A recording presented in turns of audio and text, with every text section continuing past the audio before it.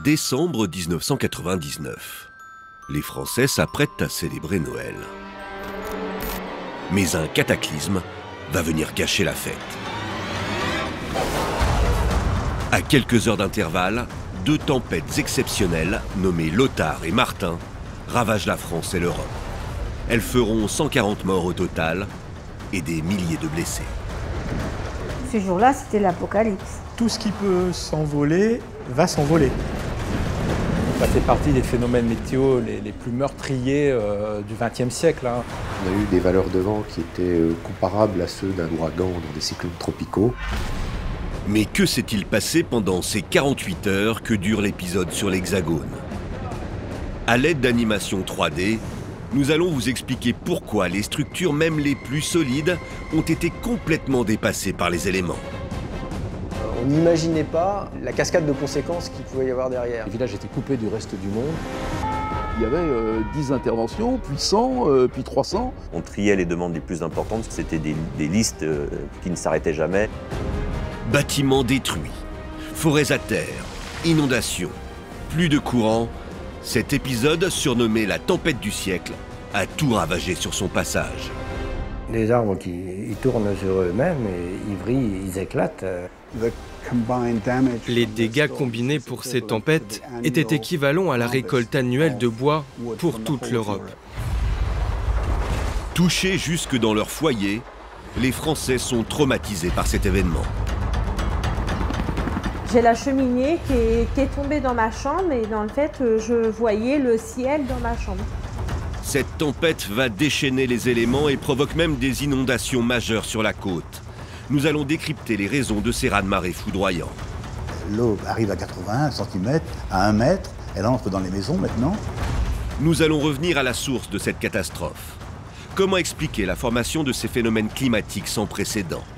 Pourquoi n'a-t-on pas su prévoir la violence de ces tempêtes? Ça défiait la logique, ça défiait la physique des modèles. Elle s'est formée à une telle vitesse qu'elle a échappé à tous les calculs de probabilité. Pour comprendre les rouages de ce phénomène, nous sommes allés à la rencontre des témoins, mais aussi des météorologues et des spécialistes qui ont analysé le cœur de ces tempêtes et leurs conséquences. La tempête de 1999, une catastrophe hors de contrôle.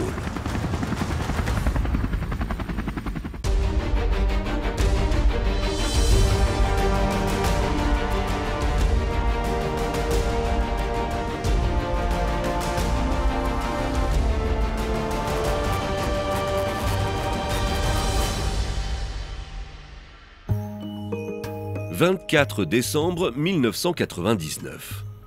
Tout le monde pense au prochain passage à l'an 2000. Le passage en l'an 2000, c'était une projection vers l'avenir. Tout d'un coup, en fait, le futur arrivait. Il y avait des peurs, des fantasmes, encore une fois, qui se développaient sur les conséquences de ce passage d'un millénaire à l'autre. Les spécialistes pensent que le changement de millénaire va s'accompagner d'un gigantesque bug informatique. On se préparait tous à avoir des défaillances électriques, de téléphone, enfin des réseaux de communication en général. Ce qu'on craignait effectivement, c'est la possibilité d'un grand dérèglement dans les systèmes informatiques. Michel Sapin est à l'époque directeur de la sécurité civile, institution qui dépend du ministère de l'Intérieur. Nous avions un centre de, si vous voulez, de coordination de crise qui était déjà positionné pour affronter le passage à l'an 2000. Personne n'imagine alors que le danger est bien là et qu'il se profile au-delà des frontières hexagonales. En cette fin d'année 99, la France s'apprête à traverser un hiver des plus classiques. Comme souvent en décembre, des épisodes de vent fort traversent le territoire.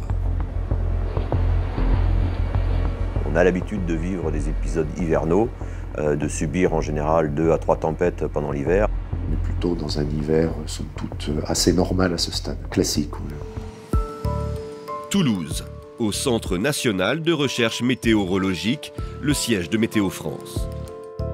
Ici, des équipes de prévision se relaient H24. Une surveillance a priori sans faille. Jean-Marie Carrière était de permanence en décembre 99. Il est alors responsable de la prévision aéronautique. C'est le cœur opérationnel. D'abord parce que vous avez le Centre national de prévision qui fonctionne 24 heures sur 24, et puis parce que c'est ici aussi qu'on a au rez-de-chaussée le supercalculateur de Météo France. Cette machine hors du commun, c'est la VPP Fujitsu 700. Un ordinateur surpuissant qui collecte les données météorologiques sur toute la planète et effectue des opérations très complexes afin de prévoir le temps qu'il va faire. Ces calculateurs, il faut qu'ils aient une puissance extraordinaire, phénoménale, pour pouvoir fournir une information le plus rapidement possible. C'est des millions de milliards d'opérations à la seconde qui sont effectuées sur ce qu'on appelle une grille de calcul. Les prévisionnistes s'appuient sur les calculs très sophistiqués de cette machine pour délivrer leurs bulletins. Joël Collado travaille à l'époque depuis les locaux de Toulouse. Il est alors l'une des stars de la météo à Radio France, la voix que la plupart des Français entendent avant de mettre le nez dehors. Si vous voulez savoir le temps qu'il va faire, il va falloir élaborer des modèles sophistiqués qui vont essayer d'établir l'état futur de l'atmosphère. Pourtant, l'infaillible superordinateur va largement sous-estimer un phénomène à l'approche. La machine prédit des vents maximum à 150 km/h sur les côtes. Ce sera en fait l'une des tempêtes les plus puissantes jamais enregistrées par la météorologie française. Sur l'Hexagone, en apparence, tout semble normal. Mais au large, les conditions climatiques sont exceptionnelles. Au-dessus de l'Atlantique, un phénomène s'accélère, le jet stream. On avait ce qu'on appelle un jet stream, c'est-à-dire un tube de vent extrêmement fort en altitude. C'est un courant qui se déplace de l'Amérique du Nord vers l'Europe, donc en traversant l'Atlantique. Ce jet stream naît de la rencontre entre l'air froid qui descend du pôle Nord et l'air chaud qui remonte de l'équateur. Sa vitesse classique est de 200 km/h, mais en fin d'année 99, cette valeur est très largement dépassée. La particularité du jet stream en 1999, c'est qu'il a atteint des valeurs absolument records, avec des vents de plus de 400 à l'heure et même dépassant 500 à l'heure. On ne l'avait jamais observé, c'était complètement exceptionnel et extrêmement rarissime. Au-delà de son intensité, c'est la direction du jet stream qui sort complètement de l'ordinaire. Habituellement dirigé vers le nord de l'Europe, il pointe en décembre 99 directement vers la côte française. Malgré leurs observations, les scientifiques de Météo France ne se doutent pas de la violence du phénomène. 25 décembre, 9 h du matin. À Météo France, les scientifiques sont tout occupés à établir leurs prévisions. De l'autre côté de l'Atlantique, non loin de la côte canadienne, ils observent la formation d'une dépression. C'est-à-dire une zone où l'air est plus léger et plus chaud qu'aux alentours. Ce phénomène entraîne d'importants mouvements de masse d'air et est accompagné de mauvais temps. Si les vents demeurent en deçà de 90 km/h, il s'agit d'une dépression simple, un phénomène courant pour la saison. C'est classique. C'est une dépression hivernale classique. En revanche, si les vents dépassent les 90 km/h, la dépression devient alors tempête. Et selon les pronostics délivrés par le supercalculateur de Météo France, la dépression observée au large du Canada devrait traverser l'Atlantique pour devenir une tempête dans les jours qui suivent. Un schéma là encore très habituel pour la saison. Quand une tempête se forme au large, les météorologues lui donnent traditionnellement un nom. Cette fois-ci, ce sera l'Ottar. Et l'Ottar devrait s'accompagner selon toute vraisemblance de vents puissants. La machine nous conduisait à prévoir des valeurs de vent, on va dire de l'ordre de 110 à 130 à l'heure sur le territoire métropolitain et pouvant atteindre 150 sur les côtes. Il est 11 h 38 le 25 décembre. Fort des pronostics du supercalculateur, les prévisionnistes de Météo France émettent un avis classique de tempête pour le nord et l'ouest de la France. La sécurité civile est le premier destinataire de ce bulletin. Lorsque Météo France nous appelle la première fois en nous disant une tempête se prépare, on avait, eux comme nous, dans l'esprit que c'était une tempête normale, si je puis dire banale. On n'a jamais eu d'informations alarmistes. Vous voyez, on nous disait il y a une tempête. Voilà. Malgré ses grandes performances, le supercalculateur n'est pas infaillible. Des limites qui vont masquer l'ampleur de la tempête aux yeux des prévisionnistes. Un phénomène hors du commun est sur le point de s'abattre sur l'Hexagone et tout détruire sur son passage.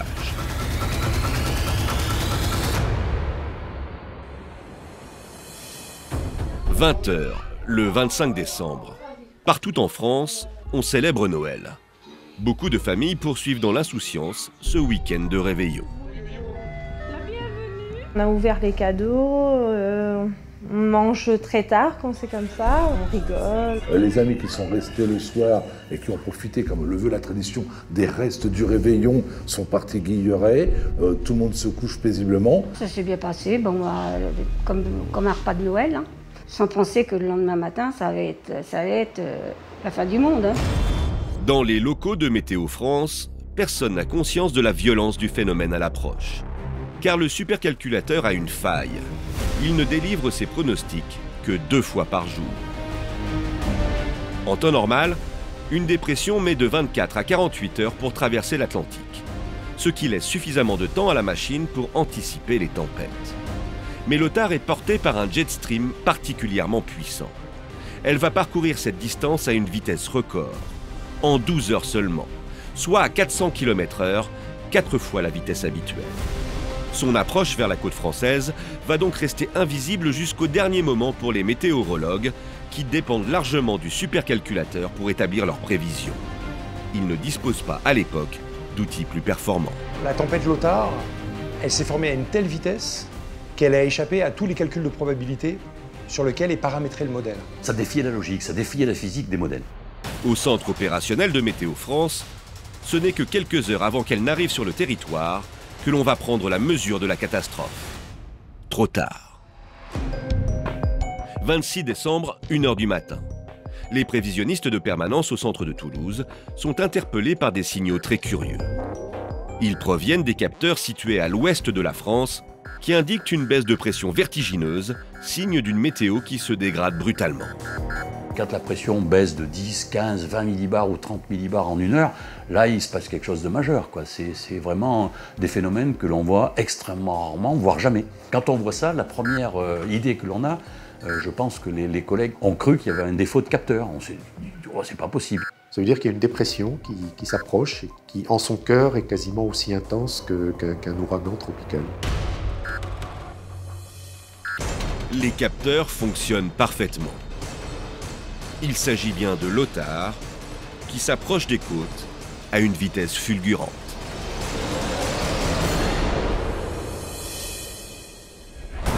« 3 heures du matin, le dimanche 26 décembre. La chute de pression enregistrée par les capteurs correspond au moment où Lothar explose. En langage météo, c'est le moment brutal et rapide où la dépression devient tempête.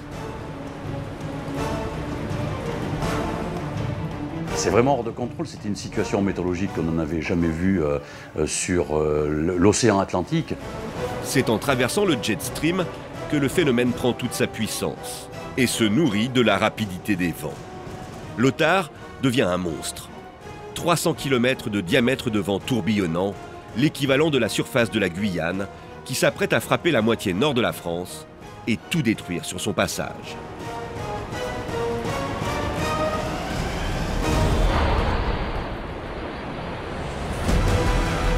« 26 décembre, 5 heures du matin. Lothar frappe de plein fouet l'Hexagone depuis la côte bretonne. Les valeurs de vent dépassent largement les prévisions initiales de Météo France.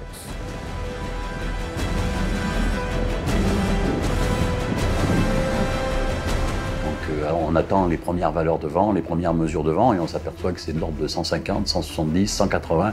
Et là, on se dit, ça y est, quoi, c'est parti. C'est vraiment un événement majeur, un événement qu'on n'avait jamais vu. Sans hésitation, on sait qu'on a une tempête d'un niveau complètement inédit, et très supérieur à tous les pronostics. À cette vitesse, équivalente à celle d'un ouragan de catégorie 2, les effets du vent sont immédiats et dévastateurs. En premier lieu, vous avez des éléments légers qui s'envolent. Ensuite, vous avez des arbres qui sont arrachés ou des branches qui tombent. Tout ce qui peut s'envoler va s'envoler. Tout ce qui n'est pas très bien fixé et qui a de la prise au vent a des chances d'être projeté potentiellement relativement loin. Et tout ça, ça se comporte comme des armes, hein. Ce sont des balles, hein, pour un humain qui serait dehors. Impossible pour un homme de résister à une telle puissance.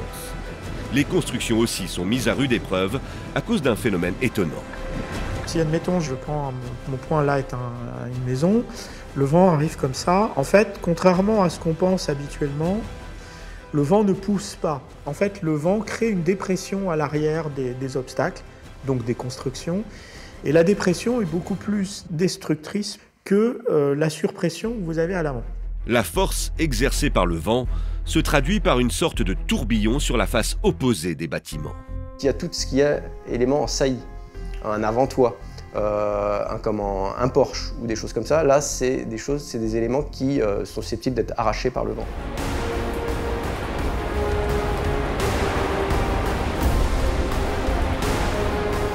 En France métropolitaine, la norme de construction dit qu'il faut faire des constructions qui vont résister à un vent de 100 km/h de vitesse moyenne.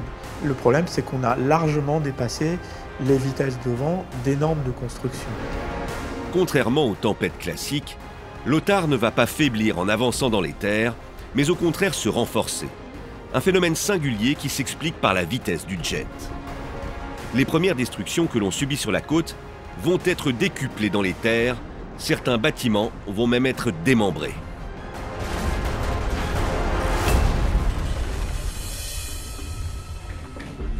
« 26 décembre, 5h25 au matin. Alors que la tempête avance, à Météo France, on donne enfin l'alerte. Cette fois-ci, c'est un bulletin alarme qui est diffusé en fin de nuit. Le signal le plus grave à la disposition des météorologues.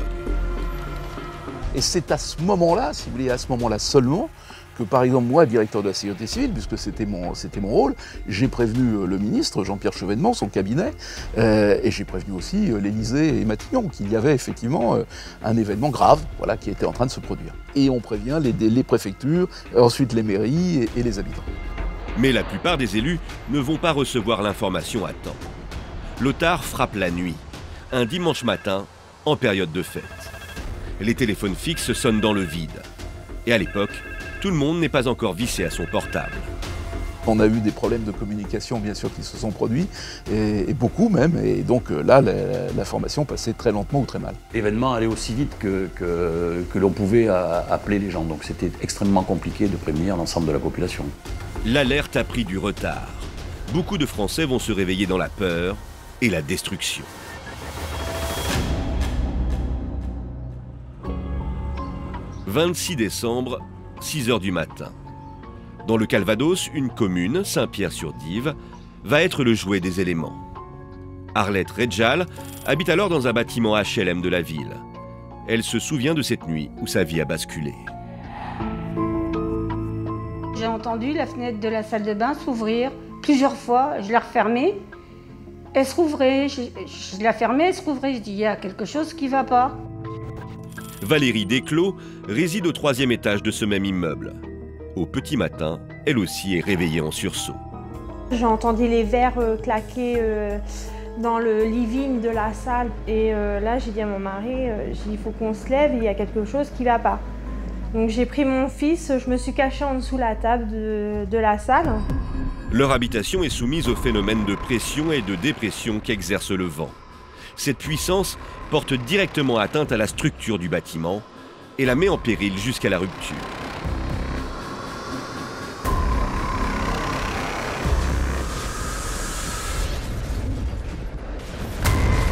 C'est là que tout s'est envolé, la toiture, pas tout.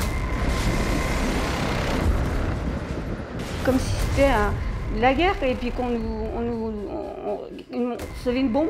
J'ai la cheminée qui est tombée dans ma chambre et dans le fait, je voyais le ciel dans ma chambre. Sur ce type de bâtiment, une fois que le vent a commencé à s'engouffrer à l'intérieur de la toiture, là c'est fini en fait. Il s'engouffre et il y a soulèvement. Ça se comporte comme une aile en fait. Donc là, vous avez toute la toiture qui est solidaire, je dirais, dans son arrachement. La pression exercée par le vent a eu raison du toit. La structure a été soulevée d'un seul tenant, à force d'être fragilisée par les bourrasques successives. La toiture vient s'effondrer sur le parking du HLM. L'Ottar poursuit sa folle trajectoire. Prochaine étape, Paris, la capitale.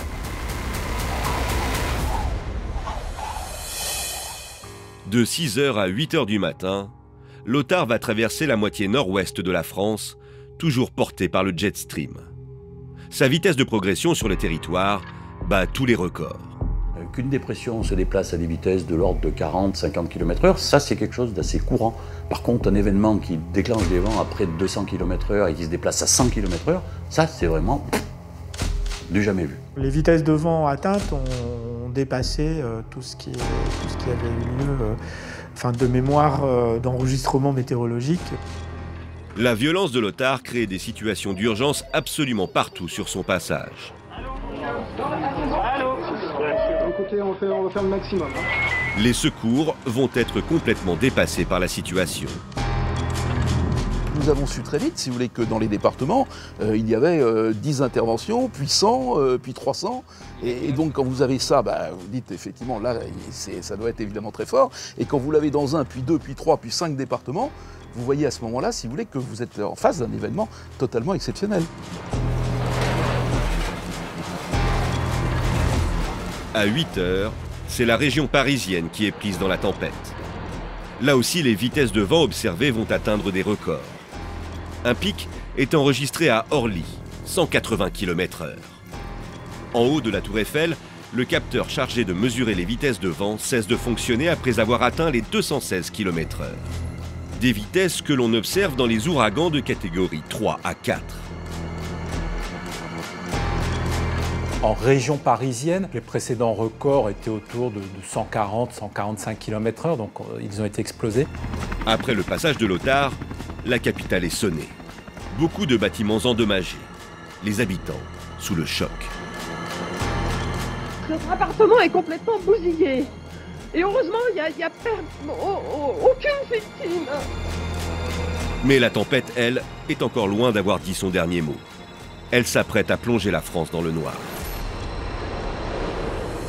De 8h à 10h, alors que Lothar continue de ravager le nord de la France, la situation est hors de contrôle à cause d'un blackout historique. Jean-Paul Roubin était de permanence ce jour-là à EDF, au Centre national d'exploitation du réseau électrique. C'est ici que l'on veille à la bonne distribution du courant sur le territoire. On a une carte de France dessinée par le réseau électrique, le réseau de transport d'électricité. Et donc sur cette carte de France, finalement, on va visualiser le chemin de la tempête, puisque au fur et à mesure où la tempête va balayer une partie du territoire, si des lignes électriques deviennent indisponibles en lien avec cette tempête, eh bien on va avoir les alarmes et puis on va les voir finalement clignoter sur notre grande carte en temps réel et on va voir effectivement le cheminement de la tempête. Poteaux, pylônes et générateurs, quasiment l'ensemble du réseau électrique est mis à terre. Les conséquences de la tempête sont hors normes. C'est dramatique quand il s'agit d'alimenter des hôpitaux, d'alimenter un certain nombre, si vous voulez, d'entreprises qui sont vitales pour le pays. Bon, là, il y a un vrai sujet. Dans la moitié nord de la France, les routes sont coupées. Dans les gares et les aéroports, c'est le chaos. Cette coupure d'électricité va entraîner un certain nombre de conséquences qui sont plus ou moins inattendues, notamment des trains qui vont être bloqués sur les voies. C'était du jamais vu déjà au niveau de la période historique récente. On n'imaginait pas la cascade de conséquences qu'il pouvait y avoir derrière. Parce que Lothar n'a pas fini d'accomplir ses ravages. À présent, elle va dévaster le nord-est de la France.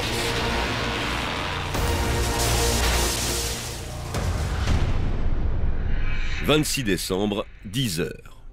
Lothar, la tempête née sur la côte bretonne il y a quelques heures, est en train de fondre sur les forêts des Vosges et de Lorraine. René Blodez est alors exploitant forestier. Ce matin-là, il va être pris au piège dans la forêt où il était parti chasser. Il se souvient du bruit de la catastrophe à l'approche. C'était un dimanche, je partais à la chasse comme tous les week-ends. On entendait le ronronnement des arbres, des branches qui cassaient au loin. On aurait cru comme des coups de carabine. C'est les arbres qui claquaient tellement ça claquait fort. Le bruit répond à des phénomènes de rupture qui se jouent au cœur même de la structure des arbres. Si le tronc se brise, vous commencez à entendre certains bruits, comme si les fibres se brisaient. Et puis c'est une explosion. L'arbre est réduit en morceaux en moins d'une seconde. Bang! Il est au sol. Barry Gardiner est spécialiste de l'effet du vent sur les arbres et décrypte la façon dont les forêts réagissent quand elles sont soumises à des tempêtes. Lors de tels phénomènes, le vent crée des torsions à l'échelle de la structure de l'arbre et va complètement le vriller. Parfois, la canopée n'est pas symétrique. Il y aura plus de pression d'un côté que de l'autre, et donc l'arbre vrille à cause de la force du vent. C'est un mouvement de torsion. Et puis l'arbre se brise. On voit bien les fibres vriller dans le tronc ensuite. Les arbres qui ils tournent sur eux-mêmes, et ils vrillent, ils éclatent carrément, aussi bien au milieu du corps de l'arbre, sans qu'ils arrachent, ils éclatent. Des allumettes, réduits en allumettes. Seul avec son fils dans la forêt, René Blodez a failli perdre la vie. Je l'ai vu arriver, l'arbre. Bon, je me suis sauvé, j'ai passé un fossé. J'aurais été 2 mètres plus en retrait, je ne serais pas là aujourd'hui. Ce que le chasseur ne sait pas, c'est que ce qu'il est en train de vivre se joue aussi à l'échelle de milliers d'hectares dans toute la région et toutes les forêts du nord de la France. Le vent progresse selon des modalités bien définies, en se renforçant à mesure qu'il détruit les arbres.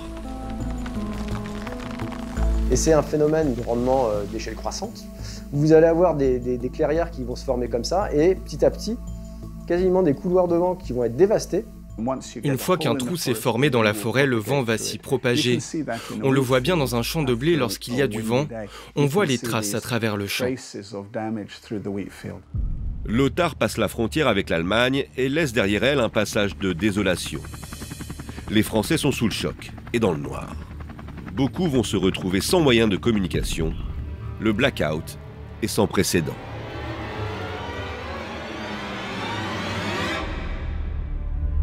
« 26 décembre, 11 h du matin. Lothar traverse la frontière allemande et poursuit son œuvre. La tempête va continuer à sévir en Europe à travers la Belgique et les pays nordiques. En à peine 7 heures, ce phénomène hors de contrôle, entré sur l'Hexagone par la côte ouest, a fait l'effet d'un coup de poing. La tempête a été aussi rapide qu'imprévisible. 5 millions de foyers sont désormais privés d'électricité. À l'aube de l'an 2000, beaucoup se retrouvent 100 ans en arrière. Il y a plusieurs dizaines de lignes électriques à 400 000 volts et à 225 000 volts, 63 000 volts qui sont hors service. C'est complètement hors du commun, mais ça s'explique par l'ampleur de la zone touchée. Le village était coupé du reste du monde pendant plusieurs heures. On s'occupe des personnes âgées, des bébés, des familles qui n'ont plus de courant chez elles, il faut chauffer, etc. Les commerçants ont été dévalisés de toutes les piles et toutes les lampes. C'était à la bougie, enfin, on vivait comme on pouvait, enfin, comme nos grands-parents, on vivait comme eux. La tempête a épargné le sud de l'Hexagone, mais le nord du pays est ravagé. Les dégâts se chiffrent en milliards et les reconstructions vont prendre des mois. Lothar, tempête explosive que personne n'a vu venir, a aussi endeuillé la France. 35 personnes perdent la vie pendant cet épisode. Mais alors que la situation ne pourrait aller plus mal, l'impossible va se produire. Une deuxième tempête, plus forte encore que la première, va frapper la moitié sud de la France. Elle s'appellera Martin.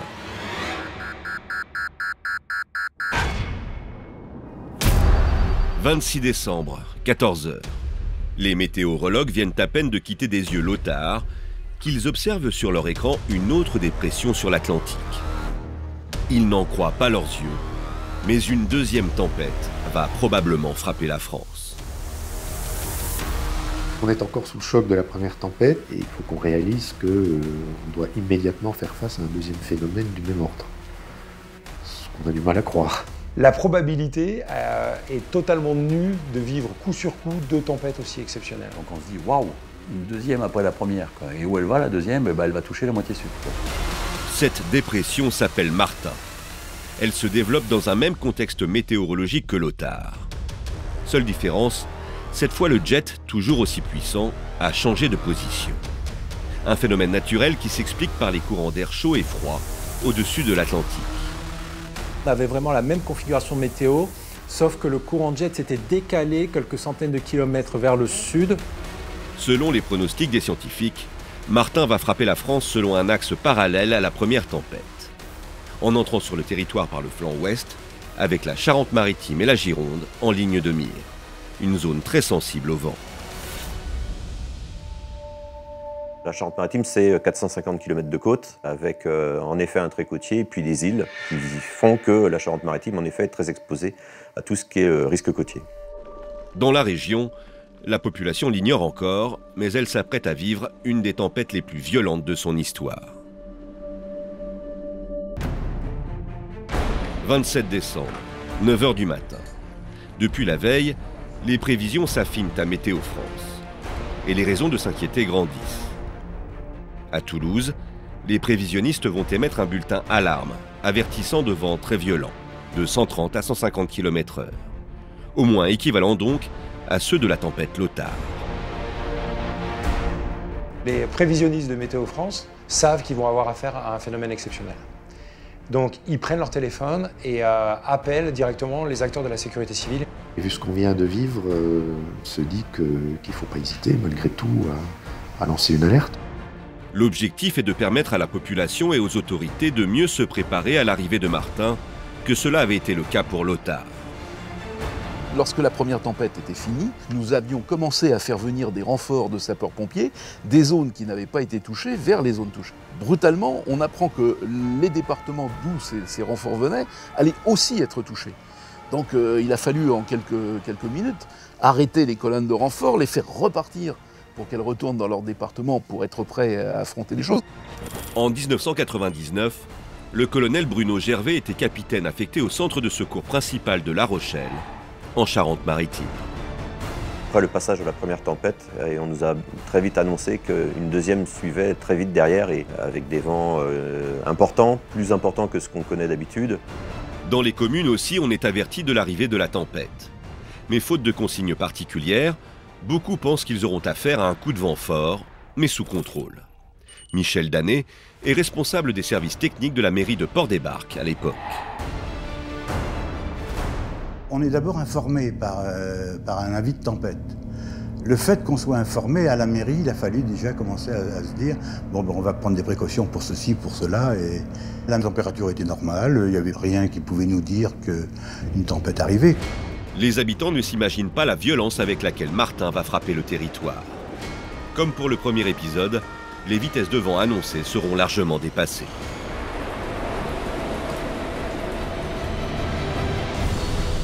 Dans la journée du 27 décembre, Martin s'approche progressivement des côtes. La dépression devient tempête en fin d'après-midi, à plus d'une centaine de kilomètres du territoire. À 18 h, ça y est, Martin frappe la côte de plein fouet. Les vitesses enregistrées sont phénoménales. Là, je vois les rafales qui commencent à franchir les 150, 198, il me semble. On a frôlé les 200 km/h à l'île d'Oléron. Et là, ça y est, on est au cœur, quoi. On se dit, ça y est, c'est parti. C'est du jamais vu. C'est incroyable.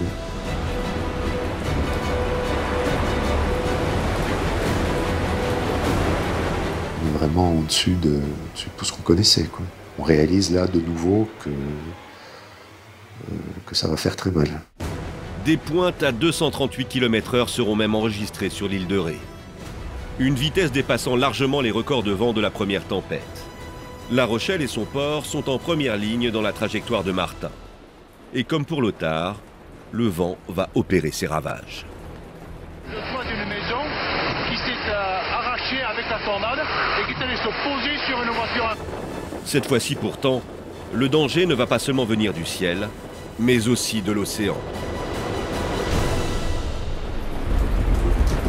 En approchant des terres, la tempête Martin a également eu un impact direct sur l'océan. C'est ce qu'on appelle le phénomène de marée-tempête. Alors, la marée de tempête, c'est concomitant de toutes les tempêtes, qu'elles soient fortes ou grosses. C'est tout simplement lié au fait, c'est une surélévation du niveau marin. Si vous diminuez la pression atmosphérique, eh ben, le poids de l'air n'est plus le même, donc le niveau monte.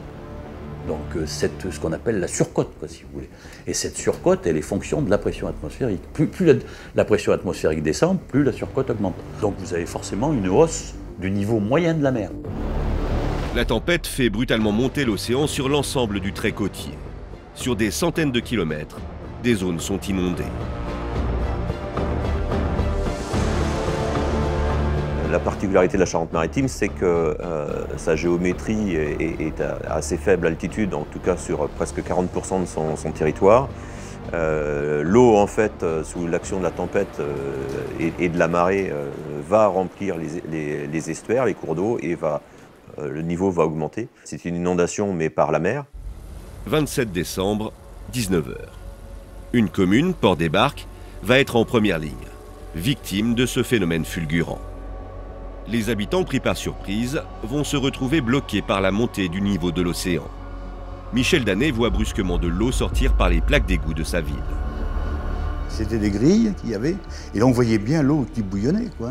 Déjà ça me faisait peur, ça, oui. Je me suis dit, mais comment ça se fait que l'eau arrive comme ça? J'ai 72 ans, non, j'ai jamais vu ça, non. Ici, comme sur le reste de la côte, les digues vont être rapidement débordées. Plus rien ne retient alors la montée des eaux.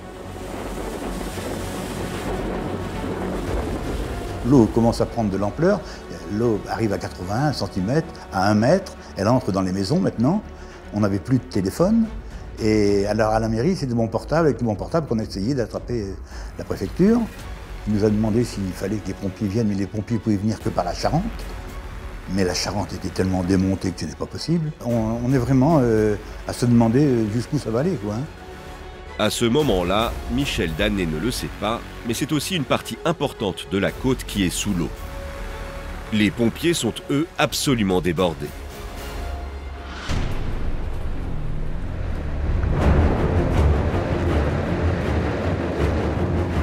« 20h. Le poste électrique de La Rochelle, élément clé de l'alimentation en énergie dans la région, disjoncte à cause des embruns marins portés par le vent.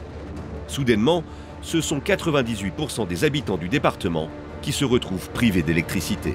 Je sais pas comment on va s'en sortir, mais tout est urgent. Pour les pompiers, la situation ne pourrait être plus critique. On triait les demandes les plus importantes et en fait c'était des listes qui ne s'arrêtaient jamais.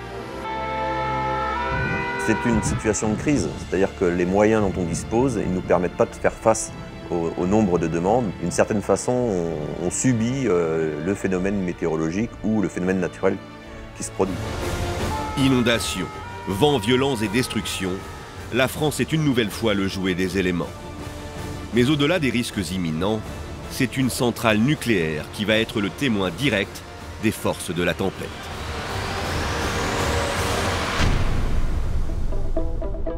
Les 4 réacteurs de la centrale du Blayais sont en effet situés dans l'estuaire de la Gironde, au cœur de la zone frappée. Elle alimente toute la partie sud-ouest de la France. Ça fait partie, si vous voulez, des quelques centrales, parce qu'il n'y en a quand même pas beaucoup, qui sont sur le littoral. Une centrale nucléaire, ça a besoin d'électricité, ça a besoin aussi d'une source froide. Donc l'eau de la Gironde est utilisée pour refroidir un certain nombre de circuits du réacteur. 27 décembre, 20h. La marée tempête pénètre l'estuaire de la Gironde et remonte jusqu'aux berges où a été construite la centrale du Blayais. La trajectoire de Martin et ses vents dominants sont arrivés dans l'axe quasiment de l'embouchure, donc on a eu un phénomène de submersion et de marée de tempête très important. Les digues qui entourent la centrale sont trop basses. L'eau monte de près de 60 cm et va déborder à l'intérieur de l'enceinte du complexe nucléaire. Les vagues ont submergé le côté latéral de la digue, donc qui était un peu moins haut que la digue en partie frontale. Et ces vagues, elles sont venues submerger la plateforme de la centrale nucléaire. Donc il y a eu jusqu'à 30 cm d'eau sur la plateforme, hein, ce qui n'est pas énorme en soi. Par contre, l'eau a pénétré dans les locaux, donc en sous-sol, par les trous des plaques de manutention, en fait, des galeries techniques. À minuit 30, un peu plus de 4 heures après le début de l'inondation, des eaux boueuses, charriant des débris venant de la mer, viennent obstruer les circuits de refroidissement du réacteur numéro 1. Les agents de la centrale, comme les responsables d'EDF, vont chercher activement à trouver une solution pour contrer les effets de la tempête. Une évacuation de la région est même envisagée en cas de surchauffe des réacteurs et d'accidents nucléaires. Finalement, la décrue va permettre d'éviter cette issue dramatique. 28 décembre, 11h du matin, en poursuivant sa course, la tempête Martin a laissé derrière elle un temps plus apaisé.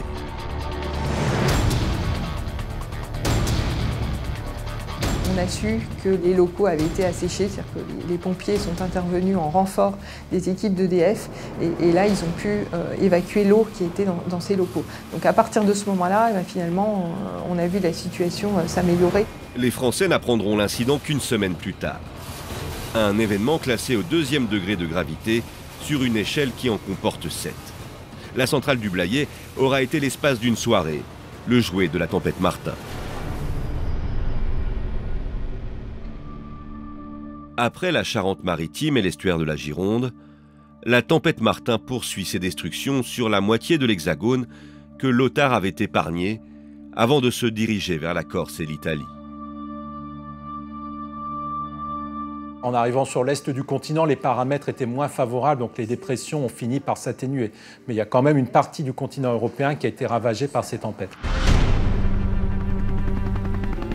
Le 28 décembre, la France se réveille complètement sonnée. Martin a causé la mort de 57 personnes, portant le bilan de ces deux tempêtes à 92 victimes en France et 140 en Europe. En l'espace de 48 heures, ces deux catastrophes ont ravagé les 2 tiers du territoire. On les surnomme déjà tempêtes du siècle. Après le passage de la deuxième tempête, qui est complètement estomaqué, interloqué, on se demande ce qui s'est passé. Quand vous êtes au cœur d'un tel phénomène, vous prenez conscience de l'importance de la nature et ce qu'est capable de faire l'atmosphère et de voir que, waouh, c'est quand même quelque chose de très très impressionnant. Ça fait partie des phénomènes météo les plus meurtriers du XXe siècle. 92 morts, l'équivalent de 3 années de production de bois mis par terre, entre 9 et 15 milliards de dégâts, qui placent à l'époque les tempêtes de 99 comme des catastrophes les plus coûteuses en fait, des grandes catastrophes naturelles. 150 000 pompiers, 200 000 agents de services publics et de grandes sociétés sont mobilisés, mais aussi un quart des effectifs de l'armée de terre. 17 pays envoient du matériel ou de l'aide logistique pour aider à reconstruire la France.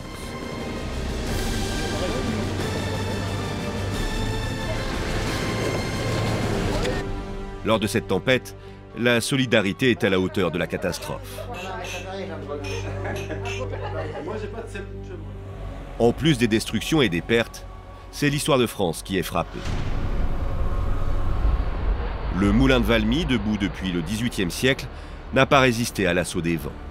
Le Panthéon ou encore la cathédrale de Paris essuient des dégâts importants. Il y a eu énormément d'éléments du patrimoine historique, des clochers d'église qui ont été arrachés en fait, par des vents violents parce que ça a une prise au vent très importante. Tout ce qui concernait en fait, les symboles français était blessé d'une certaine manière.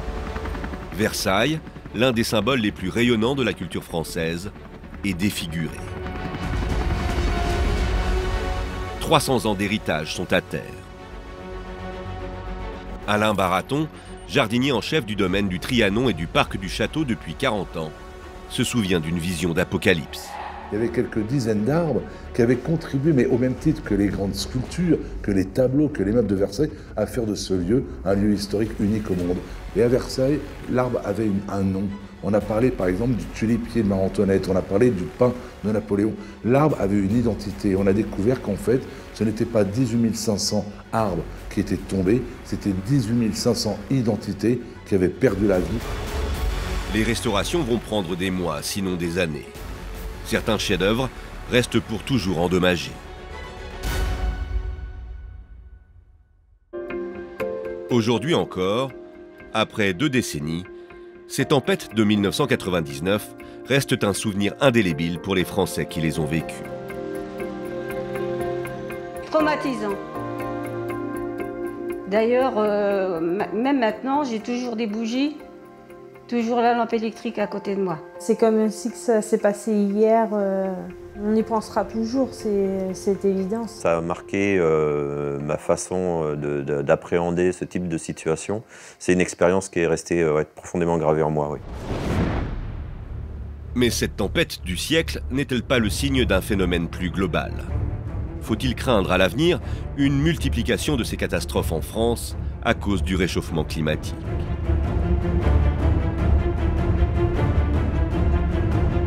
Il y a quand même des indices qui laissent supposer que le changement climatique n'est pas étranger à ce type de phénomène. La tempête Lothar peut très bien se reproduire demain.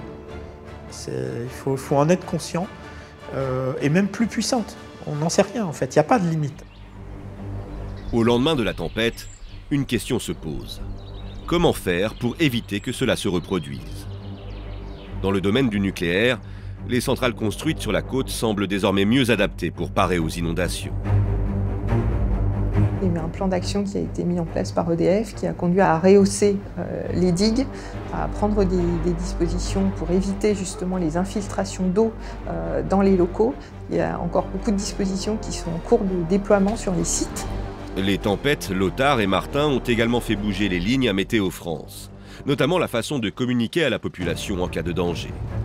C'est parce qu'il y a eu ces événements, les tempêtes de 99, qu'il a été décidé d'établir des cartes de vigilance qui soient diffusées aux autorités et au grand public. Au lieu de bulletins chiffrés où on parle de valeur de vent, etc., on emploie un code couleur qui est simple, facile à comprendre. Mais ce sont surtout les modèles de prévision qui sont beaucoup plus perfectionnés grâce à des machines plus performantes. Météo France a affiné encore plus ces modèles de prévision, notamment en réduisant ce qu'ils appellent la maille, c'est-à-dire ils ont en fait des données beaucoup plus fines de prévision. Aujourd'hui, les choses ont beaucoup changé. On fait des calculs de prévision toutes les heures. Donc, vous voyez, on est passé de 2 fois par jour à 24 fois par jour. Dans le nucléaire comme à Météo France, tous s'accordent à le dire, la tempête de 1999 aura au moins servi à une chose, se préparer à la prochaine catastrophe climatique hors de contrôle.